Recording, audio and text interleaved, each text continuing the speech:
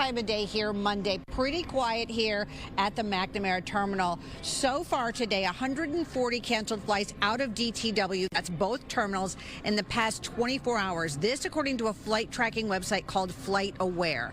Now, over the past few days, we are seeing more and more cancellations and especially delays. U.S. Transportation Secretary Sean Duffy says it's only going to get worse if this new deal doesn't pass and predicts major problems by Thanksgiving, saying air travel could slow down to a, quote, trickle. Meanwhile, it's a bit of a mixed bag when it comes to what travelers have been experiencing. Take a look. We did get a few phone calls from family and friends wondering, hey, did your flight get canceled? Are you still coming? But yeah, no, it's been a good experience. Before we even left home, we were told different times to leave. Then when we got off our ship, we got to Florida. Then we were told that was canceled. So then they rearranged us for us to come here to Detroit. We stayed here. That was canceled overnight. Not been too bad. My flight's been delayed an hour now, and it's not the end of the world. My flight so far says that it's on time. I'm just getting ready to head to the gate. I had a text from my daughter. They're heading to LA, and she's telling me her flight is 75 minutes late as of right now. Now, that second woman that you heard from, she has dealt with 7 canceled flights in a row. She is at the end of her rope trying to get home to Philadelphia. Meanwhile, our advice to everybody who's traveling is to leave early and especially to check the websites before you get out here because your flight could get canceled at the last minute. So there's just a lot of things in play right now.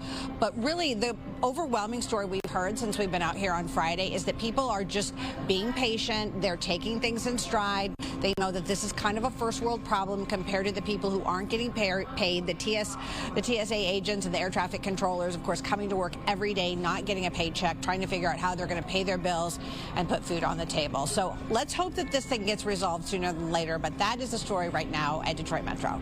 I'll send it back to you. Yeah, Camille, I know how you mentioned that you've been covering this now for a number of days. I don't know if attitudes have changed. Have they pretty much stayed the same? People come to the airport at this point expecting to deal with some sort of cancellation or delays. Is that safe to say?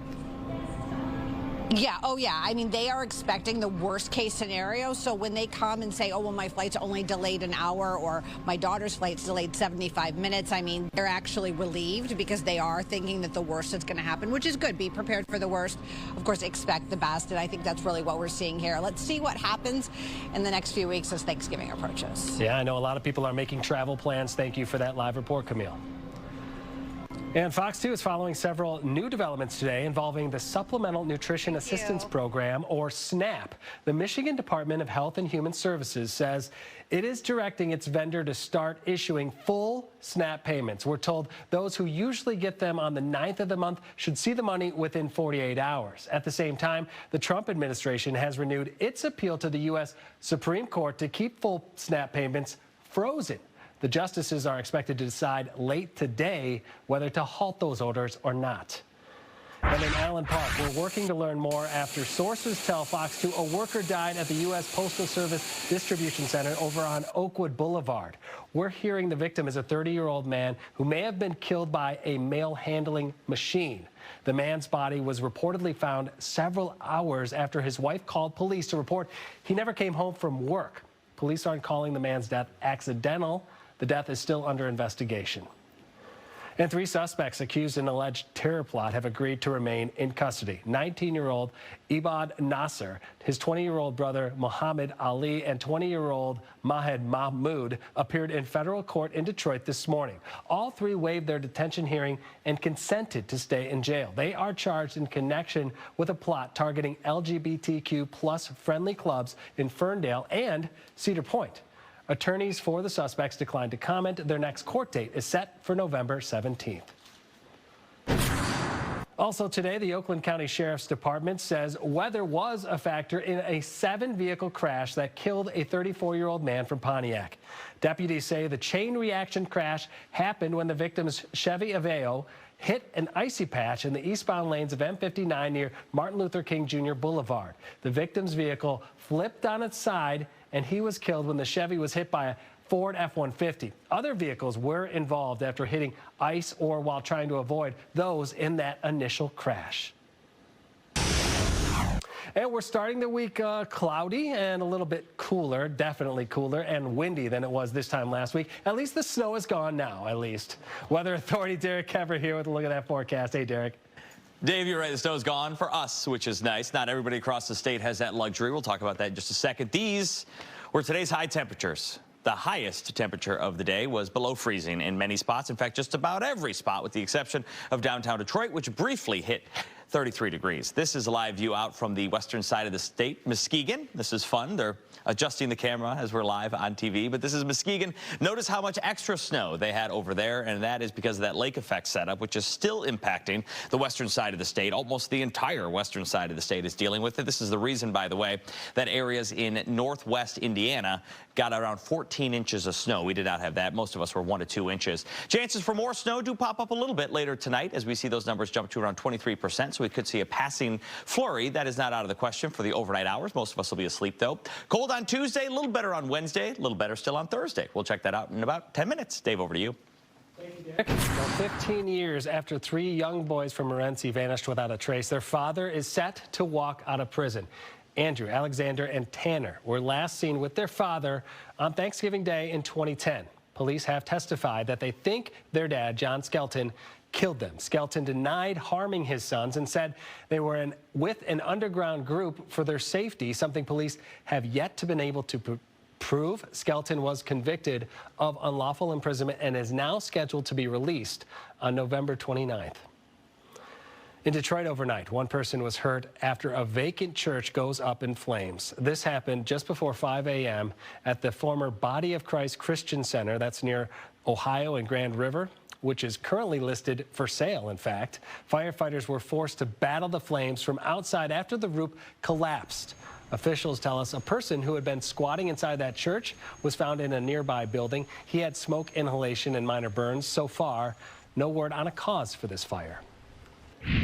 Veterans Day is tomorrow, and tonight we continue our look at the local efforts to honor and support those who have served. As Fox 2's Brandon Hudson shows us, Volunteers of America Michigan is an important resource working to help veterans in need.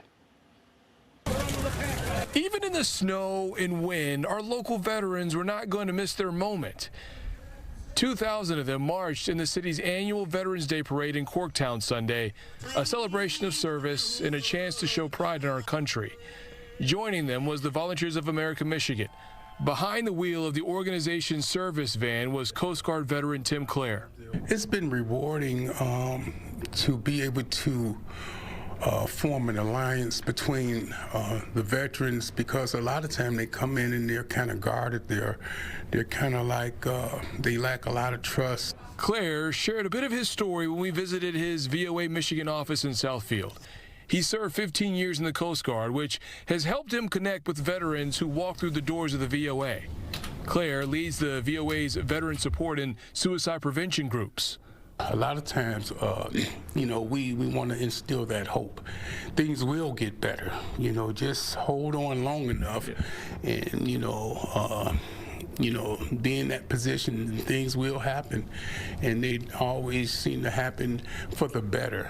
I come from some of the same backgrounds and share some of the same histories with those guys. I'm a recovering person. I've been in recovery for 32 years. At Volunteers of America Michigan, service comes in many ways. On Veterans Day, the organization will offer free meals and discounts for veterans at its thrift store locations. VOA Michigan CEO Aubrey McFarland.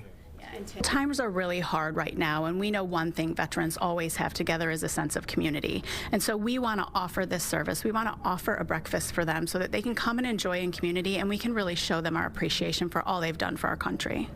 An opportunity to serve the men and women who've served our country and sacrificed. Brandon Hudson, Fox 2 News. And tomorrow, right here on Fox 2, we invite you to join us for our annual Tribute to Our Troops. It's a half-hour special dedicated to honoring the men and women who proudly served our country. That's tomorrow, 6:30 on Fox 2, brought to you commercial-free by Gardner White. All right, we know many people turn to that cup of joe to jumpstart their day. Well, coming up, a new study that finds coffee may also help protect you from a common heart disorder. That story's coming up in HealthWorks. After 50 years on the airwaves, Doug Padell is calling it a career. I'm Lauren Edwards in Detroit with how he's feeling after announcing his retirement.